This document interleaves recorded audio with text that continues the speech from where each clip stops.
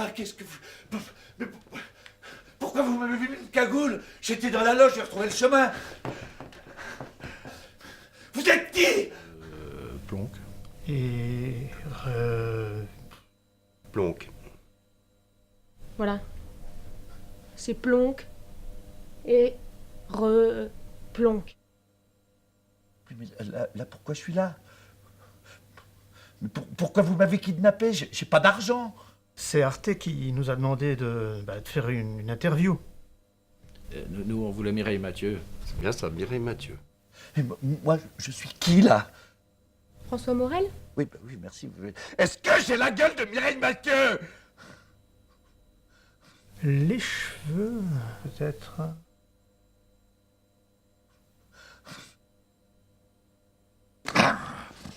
Voilà. Des tarés. J'ai été enlevé par des tarés. Je sens que cette histoire va mal finir.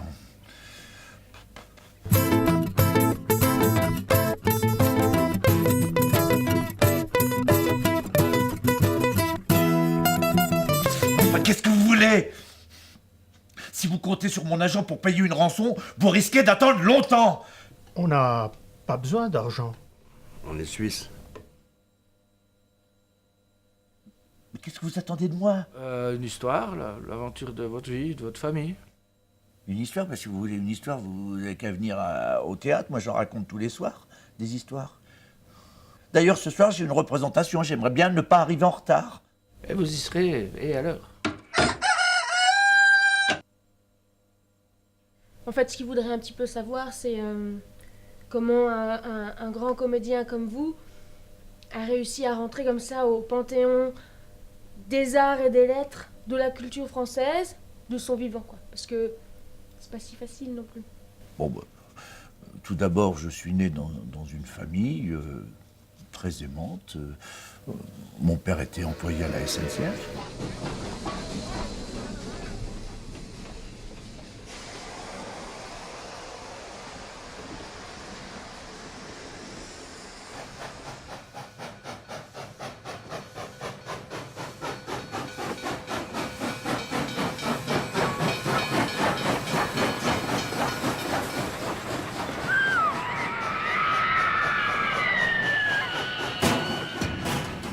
Il nous a inculqué de vraies valeurs.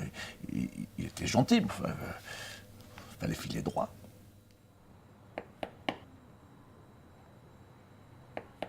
Mais en fait, il n'enlevait pas les gens pour se distraire. S'il voulait aller au théâtre, il payait sa place. Moi, détachez-moi! Ah, je vis un cauchemar. Je vais sûrement me réveiller d'un moment à l'autre. Bon, raconter n'importe quoi pour gagner du temps.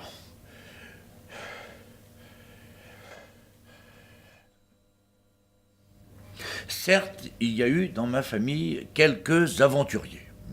D'abord, mon grand-oncle Ferdinand, qui était mineur de fond, et qui, par désir de grand air, est devenu un pionnier de l'aviation.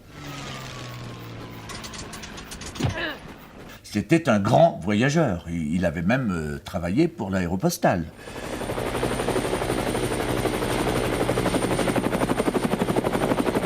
Il avait la trempe d'un Nungesser. Ou d'un Saint-Exupéry. Pendant la guerre, au péril de sa vie, il franchissait les lignes ennemies par gros porteurs pour délivrer des messages.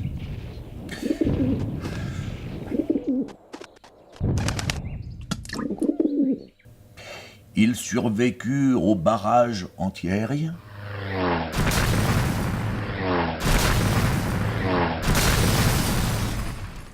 Et puis il mourut des années plus tard dans un stupide accident de chasse.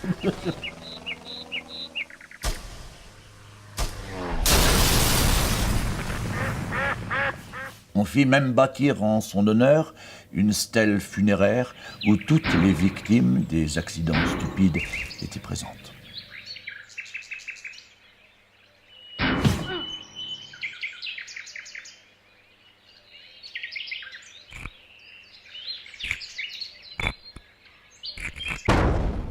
Son frère Victor, lui, eut un parcours très différent. Il n'était pas un enfant comme les autres, bien que grand sportif.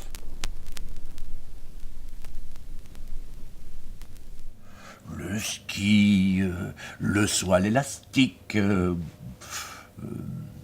la crapette.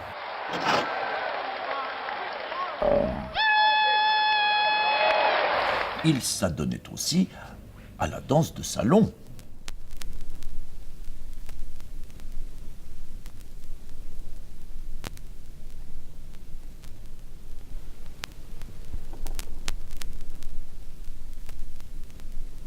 Il inventa même un pas de danse, le marché en arrière, qu'un célèbre chanteur américain reprit un siècle plus tard et rebaptisa le moonwalk. Inventeur dans l'âme, il ne s'arrêta pas là et créa même la calèche à marche arrière, qui, il faut bien l'admettre, ne remporta pas un grand succès. Incompris dans son village et avide de nouveaux horizons, il décida de partir, laissant sa famille médusée. Il monta à Paris un peu avant les grands travaux, juste au moment de l'exposition universelle. Il reprit le sport et eut son heure de gloire en participant au premier Tour de France. La recette de la soupe à l'EPO de sa grand-mère lui permettait d'incroyables exploits cyclistes. Il écrasait mais, littéralement la concurrence. Il franchissait montagnes et ballons avec une facilité déconcertante qui écœurait ses adversaires.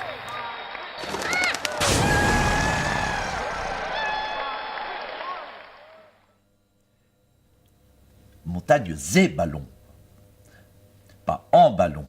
Ah, Montagnes. C'est pas grave. Pour défendre son pays, Victor réinventa et se mit à la pyrotechnie. Malheureusement, ses inventions semblaient plus appréciées dans d'autres domaines que celui des champs de bataille. Ainsi, il inventa le canon à facteur.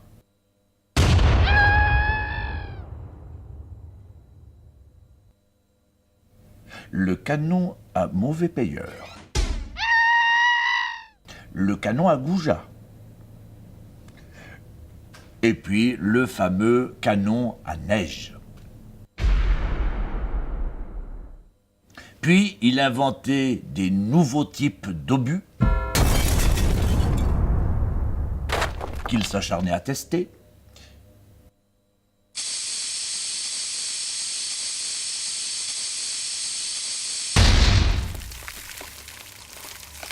Et finit au but lui-même.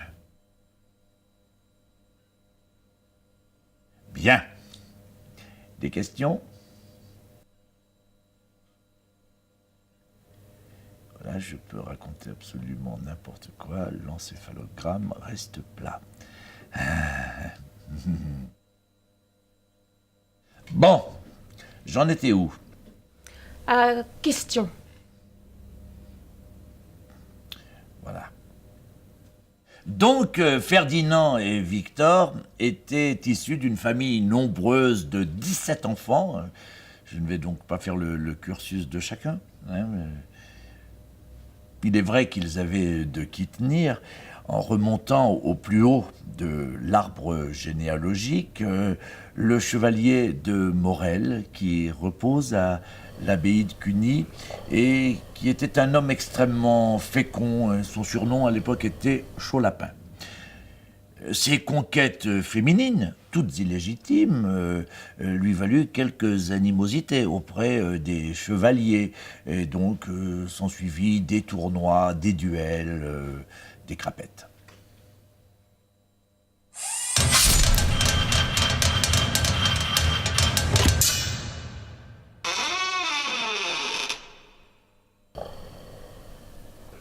Non, dites donc si ça vous intéresse pas ce que je dis. Pardon. Non, mais vous n'avez qu'à me détacher, puis nous nous quittons bons amis. Non.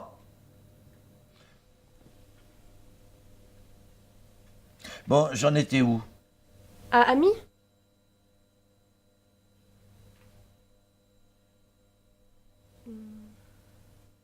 Reprenons. Bon. Un autre de la fratrie s'appelait Maurice. Il eut également son heure de gloire. Médecin réputé, il découvrit une maladie qui à l'époque faisait rage dans les pays tropicaux depuis l'Antiquité, l'éléphantiasis. Nous avons tout lieu de croire que cette maladie va se répandre. Craignant que cette maladie se répande parmi la population, qu'elle fasse des dégâts irrémédiables chez les plus vieux,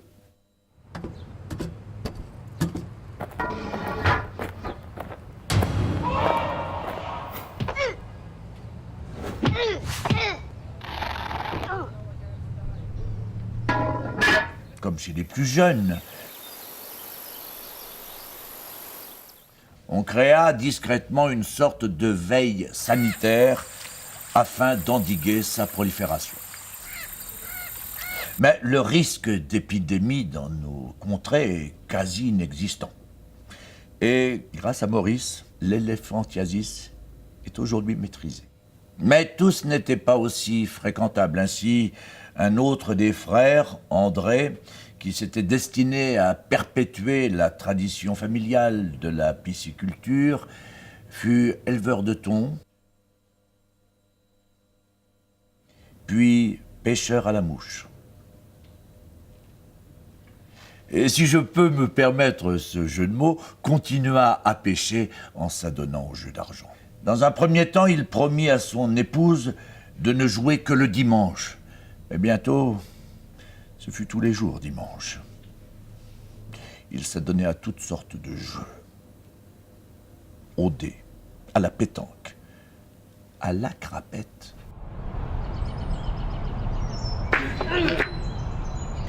Il était même membre d'un club de domino appelé le Club des Pingouins, peut-être à cause de leur tenue vestimentaire, ou pour se différencier du Club des Manchots, du village d'à côté. Toujours est-il qu'ils avaient une façon bruyante de fêter victoires ou défaites sur la place du village.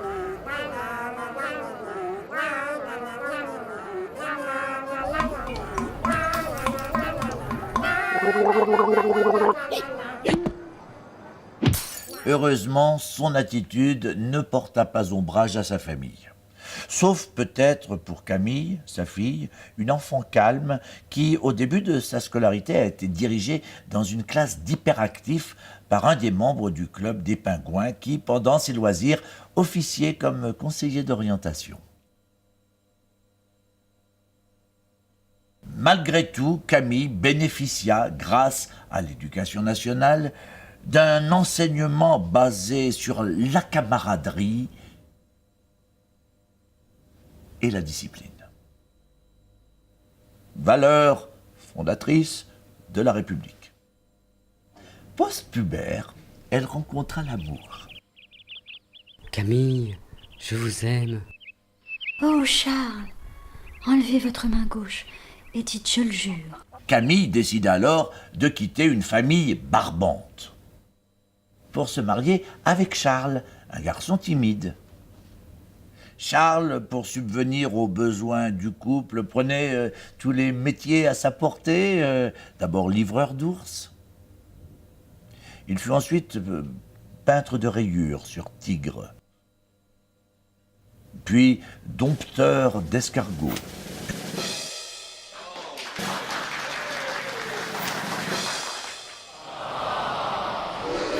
Il allait de ville en ville pour ses représentations. Puis, l'escargot ne nourrissant pas son homme, il fit quelques petites escroqueries pour arrondir les fins de mois. Il vendait des actions qui ne valaient pas un clou à de riches bourgeois en leur promettant d'abondants profits financiers. Et puis, ce fut l'escalade. Suite à de mauvaises rencontres, il rejoignit un gang lyonnais spécialisé dans le vol d'objets de valeur.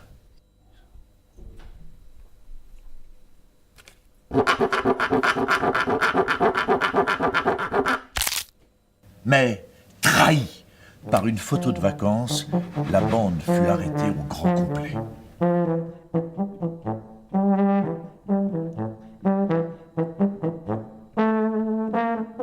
C'est en recevant une carte postale de Charles que Camille comprit qu'il allait faire un petit passage par la case prison. Et qu'elle allait se retrouver seule durant quelques mois. Camille se morfondait.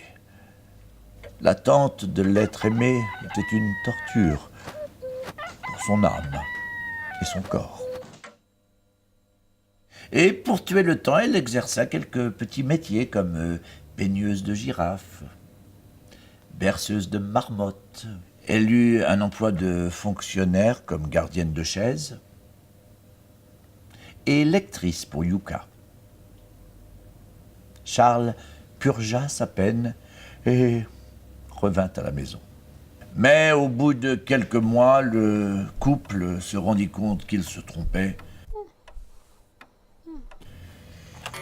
et se sépara.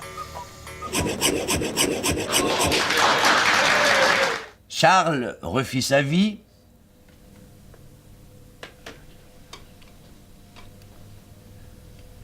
Charles refit sa vie avec une chaise. Et 9 mois plus tard, la chaise accoucha d'une jolie petite fille. Eh, dites donc, l'opticien psychopathe, de toute façon, je peux raconter n'importe quelle stupidité, vous n'entendez rien, vous ne comprenez rien. Veuillez m'excuser, effectivement, quand mes lunettes sont sales, j'ai des troubles de l'ouïe. Ah oui, handicap à tous les étages. Je reprends. Donc, je reprends.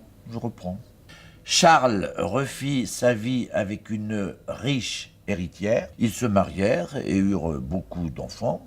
Et comme il avait eu une expérience dans la finance, il fit banquier en Suisse.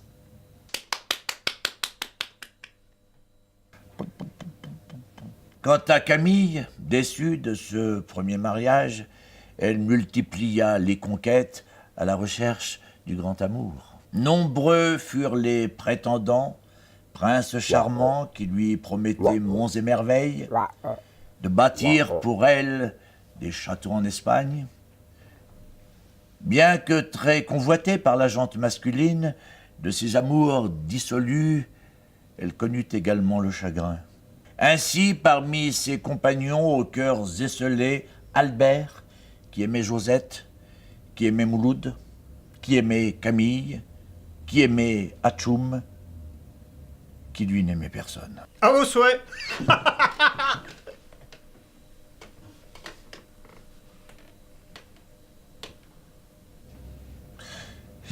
J'en étais à... Oui, c'est bon, cordialement. Cordialement, également. Lassée de sa vie de débauche parisienne, Camille entreprit de découvrir le monde. Engagée dans un programme d'évangélisation des indigènes de nos colonies, elle enseigna l'histoire de France en Afrique. Mais le paludisme et sa phthirias inguinale galopant, elle dut changer de contrée pour aller vers des pays où ces petites bêtes ne supporteraient pas le climat, c'est-à-dire le Grand Nord. C'est à ce moment-là qu'elle apprit par téléx la mort de son père, qui avait fait une mauvaise chute de domino pendant une fête de son club. Camille en fut traumatisée. Elle voyait son père partout. Afin de se débarrasser de ses visions, elle errait à la découverte de terres inconnues. Elle posa même sa main là où l'homme n'avait jamais mis le pied. Puis, son pays étant de nouveau en guerre, elle décida de rentrer en France afin de contribuer à l'effort national. Bien qu'à son arrivée dans la capitale, elle retrouva amis, amants et son oisiveté. Elle offrit néanmoins ses services à l'armée française en donnant des cours de morse et intégra le 7e bataillon d'inertie dont la mascotte était Patapon. Le 7e bataillon était l'une des gloires de l'armée française, au passé historique, notamment spécialisé dans l'élevage des castors de combat. Camille y rencontra Émile, un adjudant-chef, et en tomba immédiatement, follement amoureuse. Elle mit rapidement ses amants au placard pour se consacrer entièrement à cette idylle naissante. Émile était un valeureux gaillard, une famille de sportifs dont la spécialité était l'apnée. Ses frères et lui ont été champions du monde à plusieurs reprises. Il faut dire qu'ils étaient les seuls à pratiquer ce noble sport. Mais c'est à 17 ans que Émile, ému par la famille du soldat inconnu et par amour de la patrie, choisit la carrière militaire. D'emblée, il démontra de réelles aptitudes au tir et à l'art du camouflage. Ce type était ingénieux. Il inventa une mitrailleuse anti-aérienne qui ne fonctionnait pas, en faisant croire à l'ennemi que c'était l'arme absolue. L'ennemi s'en empara, s'acharna à en faire l'usage en créant beaucoup de pertes dans ses rangs, avant de l'abandonner définitivement. Je vous en prie, monsieur Morel. Poursuivez. Vous en étiez à...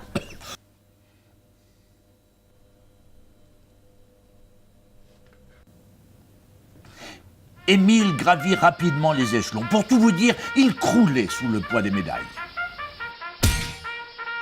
C'était un homme ambitieux, à tel point qu'il avait même envisagé d'envahir la Lune par la face nord. Dites-moi, on ne se serait pas déjà vu quelque part?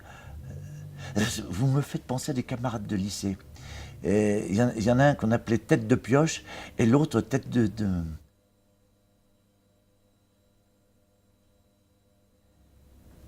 C'est pas grave. Bon.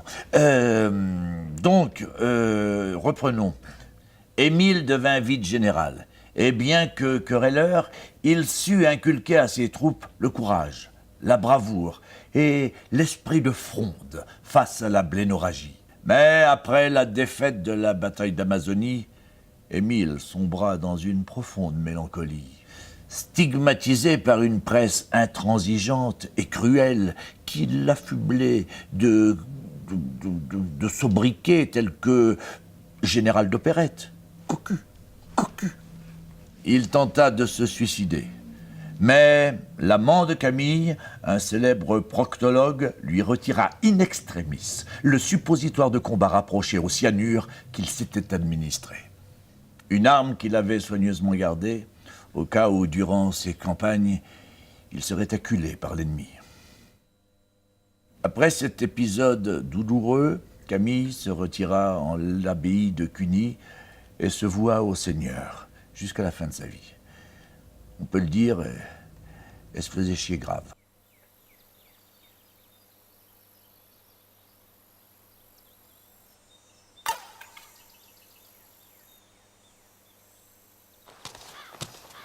Quant à Émile, ce grand militaire, il n'était plus que l'ombre de lui-même.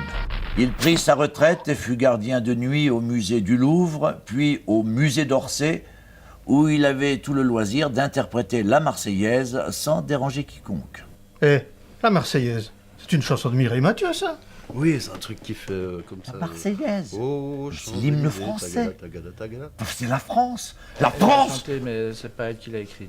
Je crois que c'est Rascasse de Marseille ou quelqu'un comme ça. La France, monsieur, la France. Rouget de Lille, peut-être. Vous déplaise en dansant la Non, c'est pas ça, Marseillaise. c'est... Tiens, Bon, voilà ça du suffit.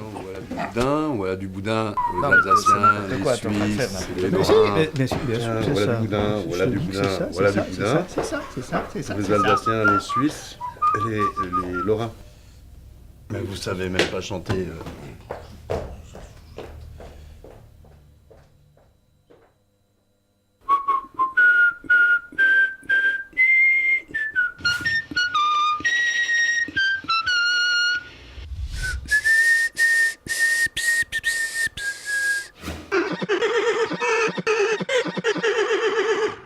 Pom pom pom pom pom pom pom pom pom.